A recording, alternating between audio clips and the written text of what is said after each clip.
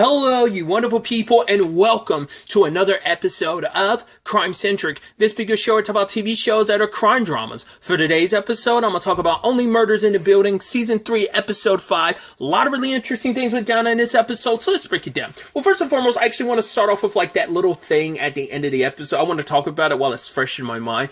I actually sat there and read the little excerpt article they had about Ben's controversy. Basically, he wore a t-shirt that said "man whore" in front of the Pope, and apparently they were trying to put it off the fact is that it was something he was supposed to wear a sweater on top of it. He was never meant to take the sweater off because it's what he wore underneath that sweater. But apparently it's an inside source close was no, he did that on purpose, because apparently word was he was already beefing with the head of the Catholic Church. Because I think the article was saying he has beef with someone who's part of the Catholic Church wearing a yarmulke or something like that. I think that's what that article was referencing.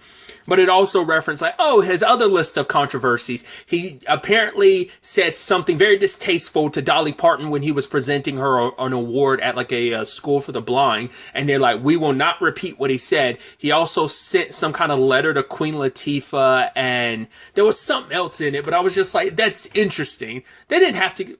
I never pay attention to the real nitty gritty details like that, but I was well, it's legible enough, and I'm if I can if I watch it on my phone, I can read it. So I did. So I just thought that was interesting. Is it going to probably amount to anything? No, but I think it's just supposed to just play into the fact is Ben could be a bit of a douche, and he was a star without it's not he had no controversies. It's no, he had some complicated. I guess maybe that's what that's supposed to lean into this episode, because it's we find out Loretta kind of admits she had beef with him, but also a lot of people really didn't like Ben. So, which I think is kind of that interesting contrast, because but I also feel maybe that's also supposed to be a meta thing too, of you can like a celebrity for their work, and then you find out, oh, you're kind of a terrible person. I think it's kind of in that same vein, because the only person who currently has we don't know how, at least hasn't come up so far about whether or not Oliver had any issues with Ben. Once again, we know everyone else did, but to be fair, Ben's issues with Charles comes from something Charles did, kind of screwing him over all those years ago when he was a kid. So it's kind of a tit for tat, at least for them. And I think that might have played a role in why Ben has probably such a chip on his shoulder and why he kind of is the way he is. Maybe it's just kind of that inflated ego. Maybe it's just a combination of many different things.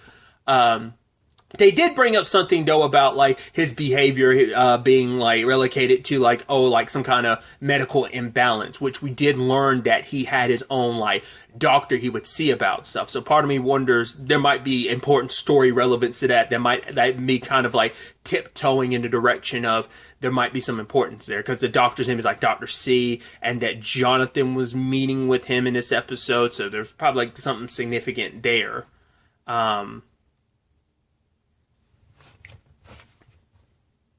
yeah, like I said, other than the only other person we know had a really positive outlook when it came to Ben was Mabel. But once again, that was associated with the show he used to be on and what that meant for her and her mom.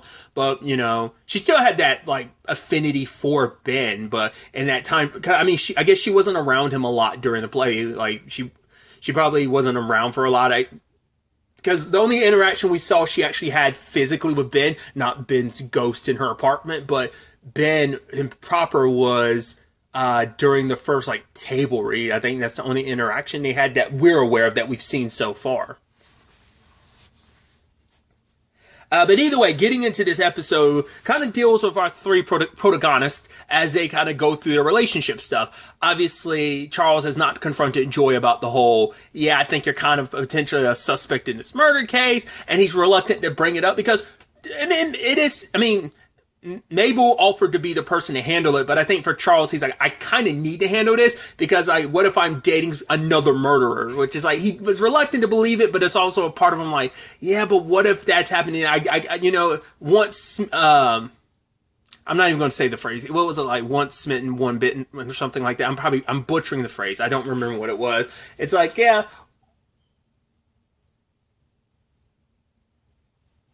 He was kind of worried about there being a pattern, essentially. So let's kind of stay on Charles.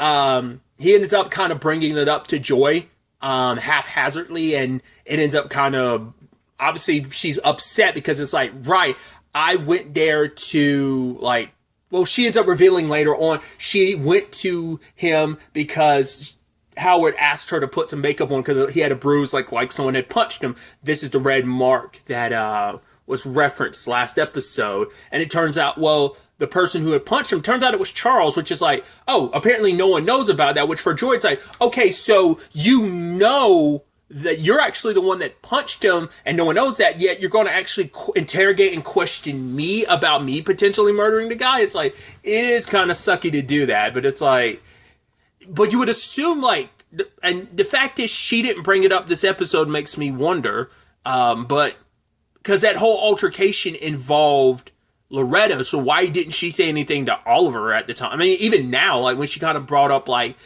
Ben and everything, and she just, I mean, did she? I mean, I think it also means that entire thing is completely out of context because it is a, oh God, I'm always forgetting that terminology, but it's like, we're only getting Loretta's perspective on that conversation. Like there might be more, there probably is a lot more context to that we don't know, especially because Loretta made this whole point of like, oh yeah, like he said I was obsessed with him, and it's like, that might have been that was probably what Ben was like confronting her about or something like that, but obviously he wasn't going to talk to Charles about, because all Charles saw was like, oh, you're like grabbing on her and like won't leave her alone. And like I said, I think that speaks volumes that Loretta didn't ever bring that up to Oliver, even in this moment when she was like, oh, like this is why he said these horrible things to me, and that's why I called him an effing pig. So, but anyway, kind of like I said, staying on the vein of Charles, Saz ends up showing up, and it's like, oh, which is kind of complicated because you're like, I hope that doesn't happen a third time. It's like, well, the pattern of, well, every time people that Charles ends up being in relationships with end up kind of getting grabbed by Saz. So it's like, right, she's currently dating Joan, and it's kind of like, oh yeah, there's only so much you can do, a wink or a flash tit, across the glass, or as she calls it, as Joan calls it, the sexy glass. I even love Saz being like, yeah, like, the fact of the matter is, people were like, when people heard that Ben died, they were like, it kind of should have been you. Like, there's a lot of people going to wish you had died. He's like, me? And she's like, anywho, it was like completely moving right past that. But it's like, yeah, he has this concern about like, right, I have to make sure Joan isn't a murderer so that I can break up with her, because he was in the White Room when he proposed to her. He wasn't really in his right mind, and he did not go about explaining that properly at the end of the episode, but we'll get there in a second. But Saz kind of gives him this rundown, kind of a quiz of, yes, you like Joy with a capital J, but are you really there for Joy, little j? Because for him, it's like, what scares him is like, he's known Joy for so long, and it's like, you've seen all my flaws and imperfections, and yet you want to marry me. Like, there's something mentally wrong with you, which I get that. It's like, Charles, once again, I connect with Charles in all the worst ways. We have a lot of I'm not as narcissistic, but maybe my narcissism is, I internalize it and make everything about me, which Charles has a tendency to do. He doesn't really, I wonder what's the word, neurotic or narcissistic? I think it might have been neurotic. Maybe it was narcissistic. But either way, it's just he's got such a low opinion of himself that's what this really comes down to. It's like he's scared for Joy to marry him, because it's like, I don't want you to, this is enough to scare him. Like, you see all this and you've seen it up close, and you still want to marry me. Like, that doesn't make any sense. It's like you're scared of people seeing the real you. It's like when you go through life so much trying to put on these masks in front of people, and when people get a little too close, it scares you. Like, whoa. You see me without my mask on, and you still love me? What's wrong with you? I get that. I severely get that. And I connect with that fear. And so that's what's really at the heart of all of this for him. And so when he talks to Joy later on, he doesn't really explain it well, where he's like, oh, it was an accident. It's like, that's the thing. He's not really good in like tight spots, and he doesn't like being like confrontational and just like,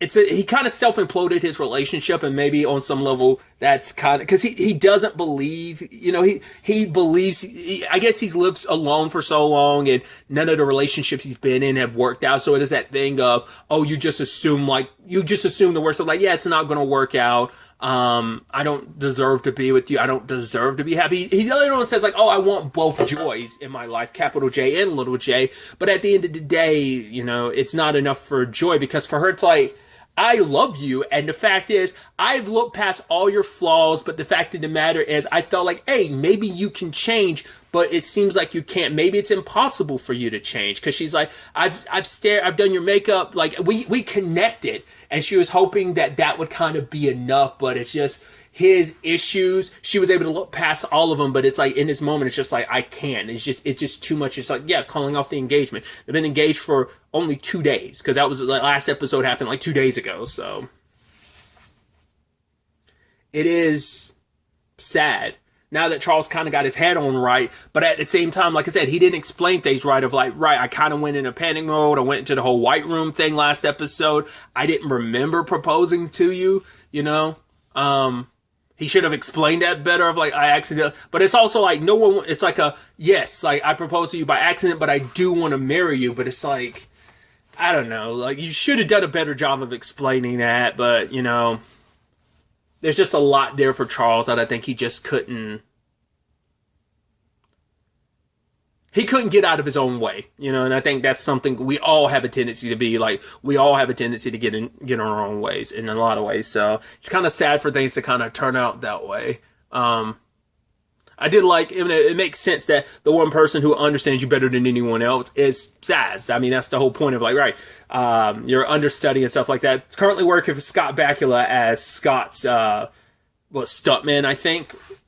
So I thought that's pretty dope. Scott's, which I even love Charles being like, wait, you're cheating on me with Scott Bakula? But either way, so there's that side of things. Then we go into the Mabel and Taubert. I keep struggling with that name. But yeah, they were looking into Jonathan, but Jonathan wasn't really the suspect. In fact, Taubert had been following him around and was like, oh, did you know he's secretly been doing this cabaret? And like, he did, there was one song he was like, yeah, he did that. And I actually almost wept. And Mabel was like, wait, so when I asked you about a lead and you were like, come meet me here, you actually have no lead. He's like, yeah, the whole point was just, it's a roundabout way for me to ask you out on a date, which, Charles and Oliver did say, like, well, it's a date. And she's like, no, we're just going to be cramped up, like, trying to, basically, we're staking out someone. And she tried to make light of the whole situation, because she was probably, it's not really a date. It's like, no, it turns out being a date. Once again, understandable, because, like, her love life hasn't really panned out in the right way, so I think she was kind of reluctant to potentially go down that route again. But even saying, like, oh yeah, they were like, oh, because even Taubert had asked, like, what's your relationship with the two old guys? And it's like, well, they're my best buds. It's like, oh, what do you guys talk about? It's like, mainly murder and Bluetooth. A lot about Bluetooth, probably like, how do we connect it? How does it work? But it's like, yeah, those are her best buds, I think. And once again, that speaks volumes about, even Taubert's like, yeah, he doesn't really connect with people because with the nature of his job, you never set down roots, and you just kind of always constantly in the move. And I think that's kind of this interesting parallel with Mabel, where it feels like Mabel's trying to set down roots currently to figure stuff out, because she's kind of just going with the flow a little bit in the past couple years of her life. And maybe the argument could be for a lot of her life, but it's just like, oh, are you planning on? And he's like, yeah, maybe it's kind of something Taubert's thinking about settling down. But I love that whole situation when Jonathan's meeting with Dr. C, and they kind of end up making a scene, because he ends up like walking into a waiter, ends up making noise, and they both duck behind the table. It's like, yeah, maybe we should do that spy thing, like, oh, pretend like we weren't looking at them, and then when they looked us away, we're just like hardcore making out. And Mabel's like, they didn't even see us, and sits up, and like Dr. C and Jonathan are staring. Taubert's like, we should have done the whole kissing thing or whatever. But yeah, apparently that, I brought it up earlier, that guy was Ben's doctor and was meeting him for something. I wonder, is that kind of related to any of the stuff from last episode about like, oh, secretly how he's able to be so young, or might even be like, I mean, and this is, I don't know if they do this, but I'm curious how we're going to find out that Ben was actually sick and he was covering it up. The reason why I'm like, oh, that's kind of complicated, because we've heard about, getting a little real, that there's been quite a few like celebrities or big time celebrities that have done that. Like I think the most recent example of that was like Paul Rubens. Like he was apparently, what was it?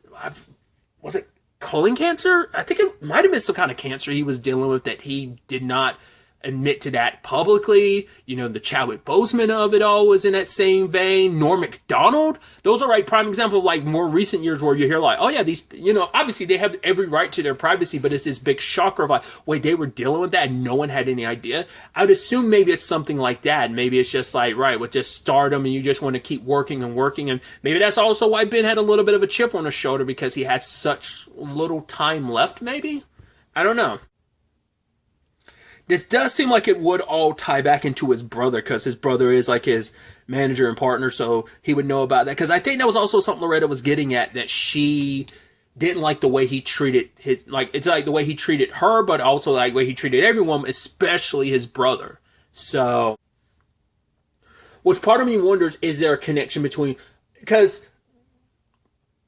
it seems like there might be a Loretta and Ben thing of like, maybe she is obsessed with him, but part of me wonders, are we going to find out in actuality it's not about Ben? Maybe it's about his brother, maybe there's some history in that department, or maybe it's just a thing of, maybe she's like Ben's brother, it's not him that he's, I don't know. It definitely leans like, oh, they're setting it up to be like, oh, she is obsessed with him, because, well, Tubbard and Mabel do their whole thing, which first and foremost, she's like, yeah, I showed this only 2 people before, like the murder board, which I'm like, is that a reference to like season 1 and season 2? Like the person you're getting close to, you show them the murder board? Or is that supposed to just be in reference to Oliver and Charles? I don't know.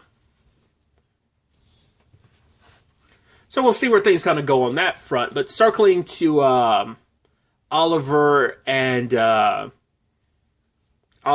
Loretta, which I love that bit with Mabel in the elevator before the opening credits. He was like, oh, Oliver being like, oh, it's been a while since I stuck my quill pen in someone's, what was it, ink pot or something like that. And it's like, are there any new moves? And just Mabel's like, don't make me wait for the other elevator. It's like, you're a sick person, Oliver. Who would ever ask that question out loud, especially to someone else? It's like, don't ask a friend that. Like some new moves I should try on my girlfriend. It's like, no. Don't ask me. Don't talk to me about that. But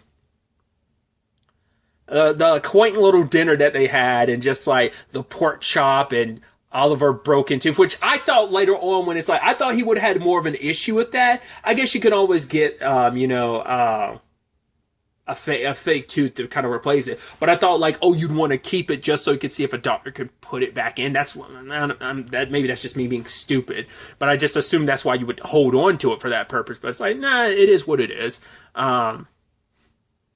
Turns out the exact phrasing that was written on Ben's mirror was the exact same thing, that very specific phrasing that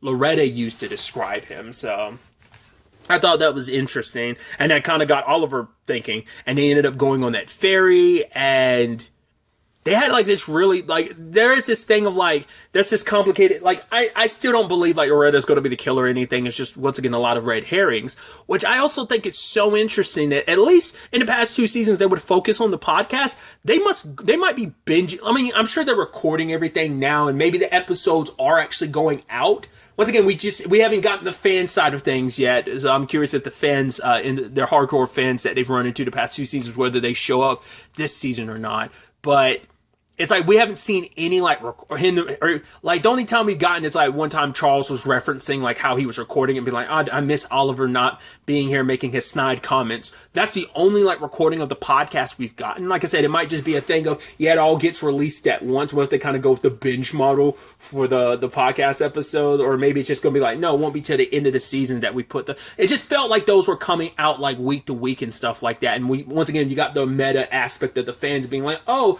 this is their their theory and like, oh, like, I can't believe this and that about the episode and the mystery, and we haven't really gotten into that so far. So I think that's so interesting. But maybe it's like, it's been a while since I saw season 2 or 1, obviously. So maybe I'm not remembering the pacing of how that, like, it makes sense. It was a lot more there in season 1. Maybe I think they pulled back on it a little bit more in season 2. And like I said, I mean, we're at the halfway point of the season because I assume this season's like 10. Because I think the previous 2 were 10 as well. So, like I said, maybe it's like a back half of the season type of situation. I'm just reading too much into it. But I just think it's so interesting that hadn't really come up. I guess technically it did last episode because of the whole,